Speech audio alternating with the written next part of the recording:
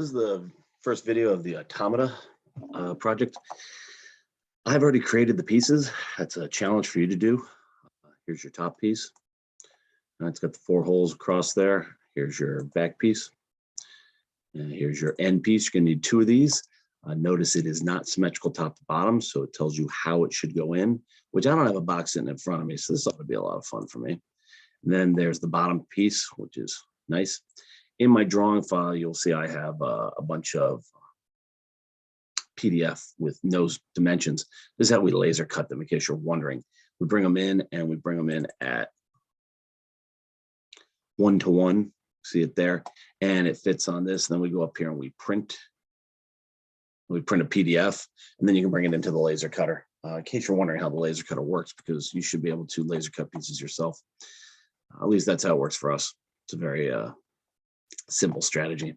Now we got to assemble the box, and I've seen this done different ways. I was just watching a video to see if there's anything I should learn, and surprisingly, you don't have to do it this way, which caught me very off guard. We need 1 bottom piece. We need a back piece. We need a end piece and another end piece, and then we need a top piece.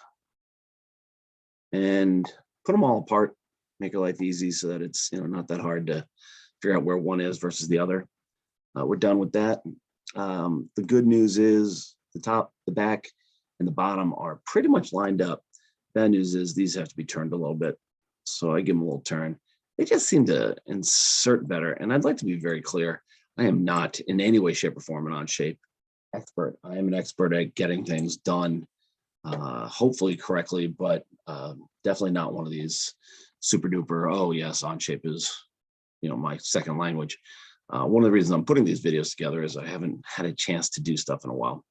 So click on the bottom, make sure it's selected, right click on it, and go up here and fix it. So the bottom's not going to move. Try and drag it, it doesn't move. Got that funky little thing on there, meaning it's locked down.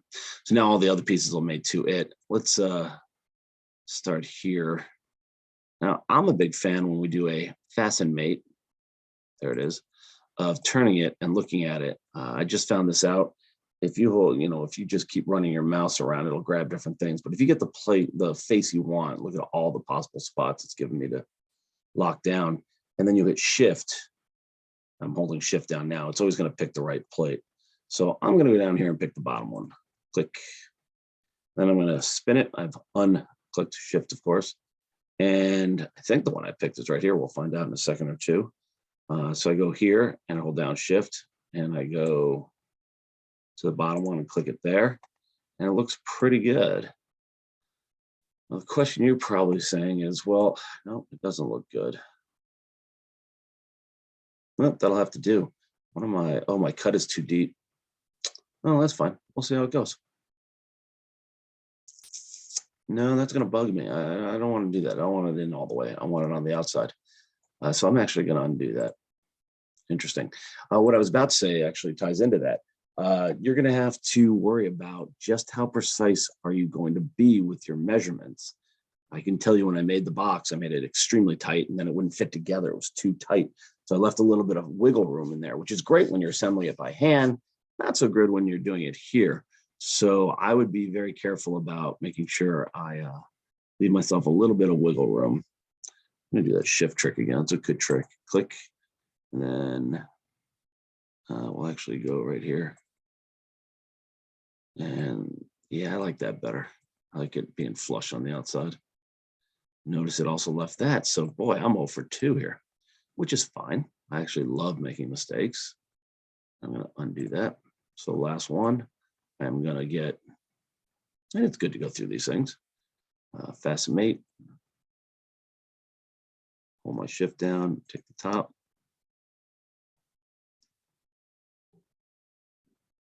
Hold my shift down, take the top. Check. Should check the other one because I still need that. Notice there is a tiny bit of excess there. That's fine. I want it flush here. Again, I made these slightly bigger than they needed to be. Should I go back and change them? You could. If you want to make it perfect, I think you'll go completely bonkers out of your mind if you try and do that. But hey, that's just me. What do I know? think I'll go for the back now. And again, I'm going to go left fasten mate on here and here, matching up with shift here. Check. Yeah, look at it. It's a tiny bit off. That's pretty cool. I'm not going to lie. I like that. Now we go shift and we go there and shift.